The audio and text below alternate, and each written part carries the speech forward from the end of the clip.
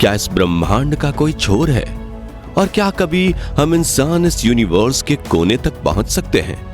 इन्हीं सवालों का जवाब ढूंढने के लिए वैज्ञानिक लगातार ब्रह्मांड के दूर दराज हिस्सों में खोजबीन कर रहे हैं और अब उन्हें कुछ ऐसा पता चला है जिसने उनकी रातों की नींद उड़ा रखी है। इंसान तो दूर की बात है, अब तक कोई ऐसा मानव रहित उपग्रह तक नहीं है जो ब्रह्मांड के छोर तक पहुंचा हो। और दूर से देखने पर इतने बड़े ब्रह्मांड में हमारी पृथ्वी एक धूल के कण की जितनी दिखाई देती है। इसलिए ब्रह्मांड को असीम और अनंत कहा जाता है और ब्रह्मांड का छोर आज भी एक बड़ा रहस्य है। लेकिन मॉडर्न टेक्नोलॉजी की मदद से अंतरिक्ष की डेटा रिकॉर्ड करके वैज्ञानिकों ने ब्रह्मांड के छोर के बारे में कई जानकारियां रिकॉर्ड की हैं जो हिला देने वाली हैं। और आज हम आपको पृथ्वी से लेकर ब्रह्मांड के किनारे की एक रोमांचक यात्रा पर ले जाने वाले हैं। तो अपनी कुर्सी की पेटी बांध लीजिए और तैयार हो जाइए ब्रह्मांड के कुछ अनसुने रहस्यों को जानने के लिए। दोस्तों, हमारे ब्रह्मांड में न जाने कितने गैलेक्सीज हैं और उन्हीं में से एक है मिल्की वे यानी आकाश गंगा। और इसी आकाश गंगा में बसे सौर मंडल में स्थित है हमारी पृथ्वी, जहां हम रहते हैं।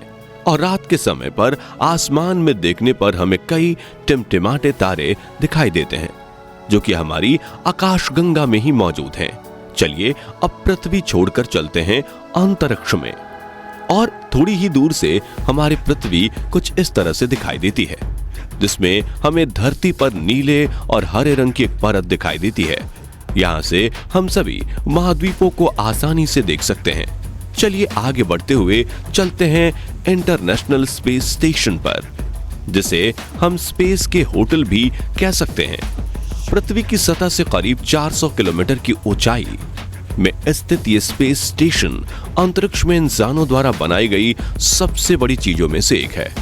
यहाँ पर स्पेस क्राफ्ट्स के लिए फ्यूल, इलेक्ट्रिसिटी और ऑक्सीजन जैसी जरूरी चीजों का अतिरिक्त भंडार किया हुआ है।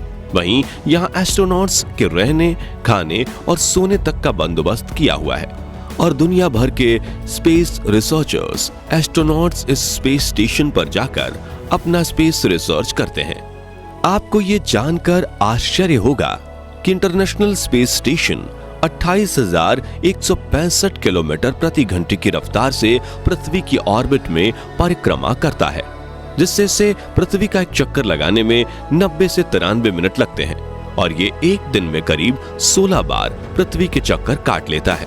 साथियों, दोपहर के समय ISS से पृथ्वी पर मौजूद समंदर और महाद्वीपों की आकृतियों को काफी आसानी से देखा जा सकता है। वहीं रात के समय में पृथ्वी के शहरों में जलती लाइट्स जगमगाते सितारों की तरह दिखाई देती है और ये नजारा काफी खूबसूरत होता है। इस स्पेस स्टेशन से थोड़ी और ऊंचाई पर जाने पर हमें अनेक सैटेलाइट्स का जाल दिखाई देता है। यहाँ इंसानों के द्वारा बनाए गए हजारों सैटेलाइट्स अर्थ की ऑर्बिट में परिक्रमा कर रहे हैं। इन्हीं सैटेलाइट्स की बदौलत हम मोबाइल, टीवी, रेडियो और इंटरनेट आदि का इस्तेमाल कर पाते हैं। अपने सफर में आगे बढ़ते हुए अब हम पहुंच चुके हैं चांद पर, जो कि पृथ्वी से 3,84,400 किलोमीटर की दूरी पर स्थित है।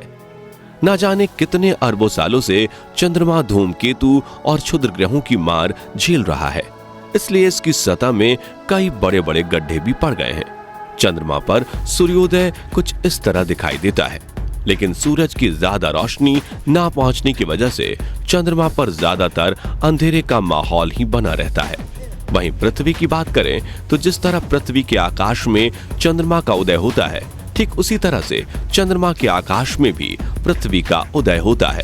फर्क बस इतना है कि यहाँ से चंद्रमा का कद छोटा दिखाई देता है और वहां से पृथ्वी का कद बड़ा दिखाई देता है, क्योंकि चंद्रमा पृथ्वी से काफी छोटा है। चलिए अब हम सौर मंडल के जन्मदाता सूर्य की तरफ चलते हैं, जिसके बिना जीवन की कल्पना कर पाना असंभव है। पृथ्वी से सूरज की दूरी करीब 152 मिलियन किलोमीटर है। जब हम पृथ्वी से सूर्य को देखते हैं तो वो हमें एक छोटे चमकते हुए गोले की तरह दिखाई देता है, लेकिन असल में सूर्य इतना बड़ा है कि वो अपने अंदर एक दो नहीं बल्कि 13 लाख पृथ्वी को समा सकता है। वहीं सूर्य की ग्रेविटी इतनी ज्यादा है कि ये पूरे सोलर सिस्टम को कंट्रोल कर रही है। इसकी ग्रेविटी की वजह से मरकरी, वीनस, अर्थ, मार्स, जुपिटर, सैटर्न, यूरेनस और नेपच्यून जैसे 8 ग्रह, क्षुद्र ग्रह प्लूटो और अनेक चंद्रमा व धूमकेतु सूर्य की परिक्रमा करते हैं। इन्हीं ग्रहों, उपग्रहों और धूमकेतु से सूर्य के आसपास सोलर सिस्टम का निर्माण होता है और सोलर सिस्टम से थोड़ी और दूर जाने पर हमें हमारा सौर मंडल कुछ इस तरह से दिखाई देता है। दोस्तों, अब अपने सफर को आगे बढ़ाते हुए सौर मंडल के छोर पर चलते हैं। यहाँ धूमकेतु का एक विशाल समूह दिखाई देता है जिसे कुइपर बेल्ट कहा जाता है। कुइपर बेल्ट में करीब 1 ट्रिलियन से भी ज्यादा धूमकेतु मौजूद हैं, जो सौर मंडल को चारों तरफ से घेरे हुए हैं। ऐसा माना जाता है कि सूर्य का गुरुत्वाकर्षण बल यहीं पर आकर खत्म हो जाता है। अपनी यात्रा में आगे बढ़ते हुए हमारे एक्सक्यूज मी मिस, क्या आप मुझे बता सकते हैं कि ये जगह कहाँ पड़ेगी? இந்த அட்ரஸ் தான் எனக்கு தெரியும். இப்படியே ஸ்ட்ரெயிட்டா போய் லெஃப்ட் எடுத்தாக்கா அங்க ஒரு குறுக்கு சந்தி வரும். அங்க மூணாவது ரைட் எடுத்து இன்னும் கொஞ்சம் முன்னாடி போய் லெஃப்ட் எடுத்தேன்னா ஒரு பெரிய ஒரு சூட் போட்ட சிலை இருக்கும். புரியுதா? அதுக்கு எதற்கு தான் இந்த பில்டிங். ஓகே,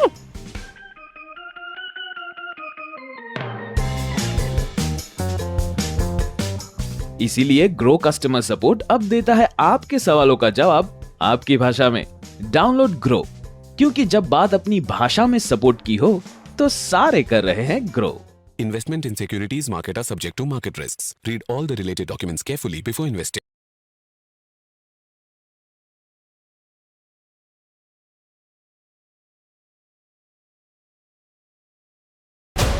सबके अंदर चोर है, सिर्फ चांस के लिए वेट करता है।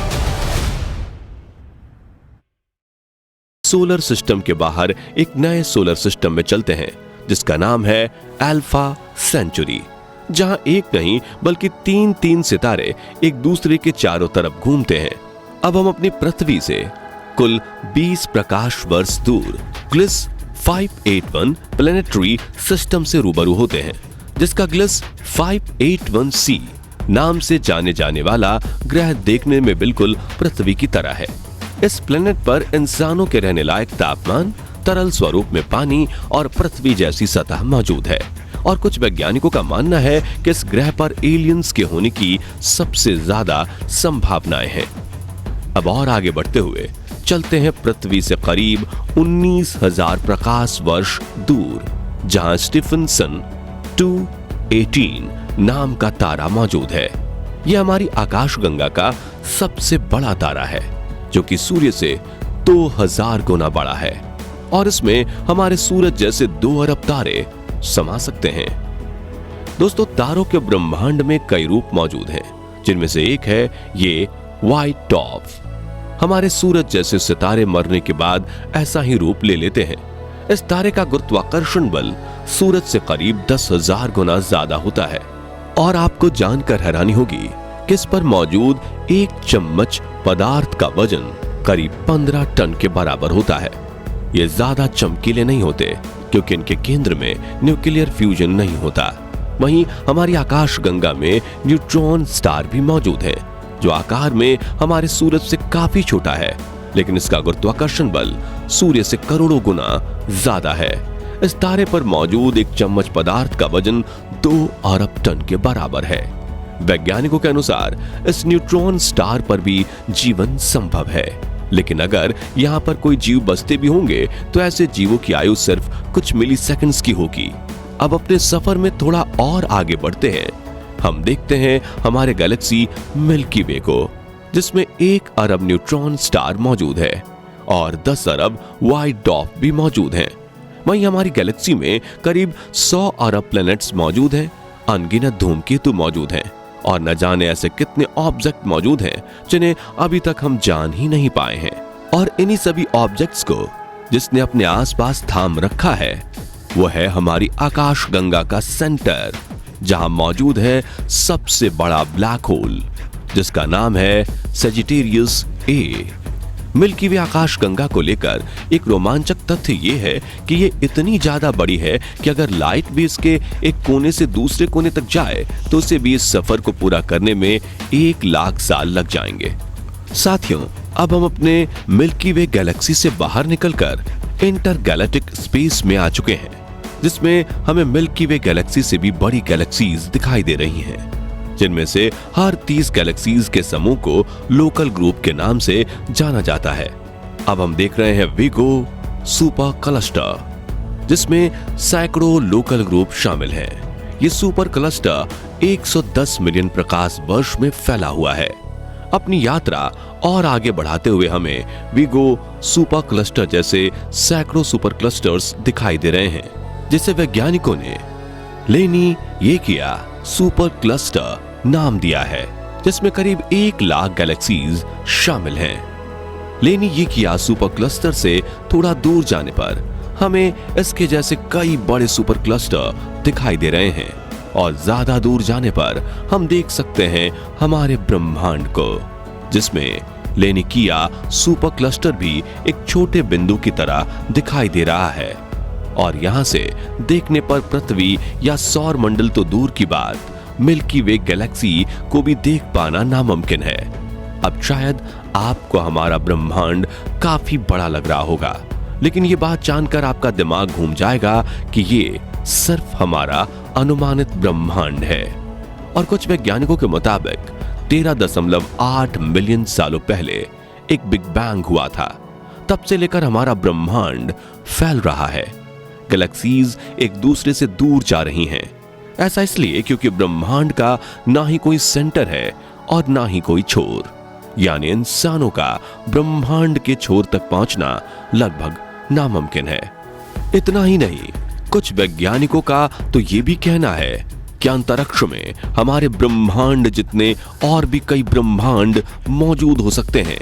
यानी कि हम ये कह सकते हैं कि अंतरिक्ष की कोई सीमा नहीं है, और हम इंसान हजारों सालों तक भी स्पेस एक्सप्लोरेशन करेंगे, फिर भी शायद ब्रह्मांड के 1% हिस्से को ही जान पाएंगे। मतलब अगर आप स्पेस साइंटिस्ट बन जाते हैं तो पूरी जिंदगी आपका काम खत्म नहीं होगा। तो दोस्तों, अगले 100 सालों में क्या हम इंसान हमारी आकाश गंगा मिल्की वे को पार करके किसी दूसरी आकाश गंगा में इंसानों के रहने लायक ग्रह ढूंढने में कामयाब हो सकते हैं, या ये सोच सिर्फ सपना बनकर ही रह जाएगी? इस बारे में अपनी राय हमें कमेंट में जरूर बताएं, और वीडियो पसंद आया हो